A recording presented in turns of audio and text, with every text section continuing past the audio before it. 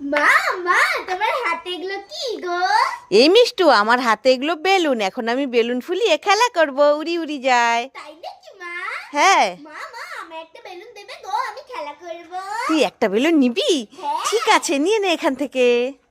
আমি তো এইটা নেব। ঠিক আছে। মা মা দাদু ভাইয়ের জন্য একটা দেবে গো। দাদুর জন্য নিবি? ঠিক আছে, নিয়ে নে এখান থেকে। এইটা নেব। মা মা দিদনের জন্য একটা দেবে গো। দিদনের জন্য নিবি? ঠিক আছে, নিয়ে নে এখান থেকে।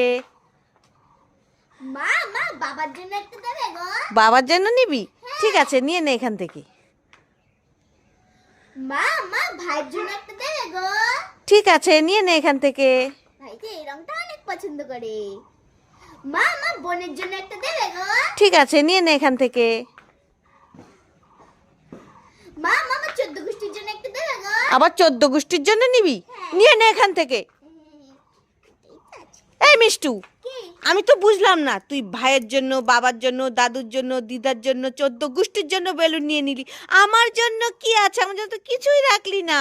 তোমার কিছু দিয়ে খেলতে হবে না, বুড়ো হয়ে গেছে আবার খেলবে। কি আমি বুড়ি হয়ে গেছি? আর তোর দিদা দাদু তোর 14 গোষ্ঠী কি এখনো চ্যাংড়া আছে নাকি? তারা দুষ্টু মেয়ে সব নিয়ে চলে গেলে।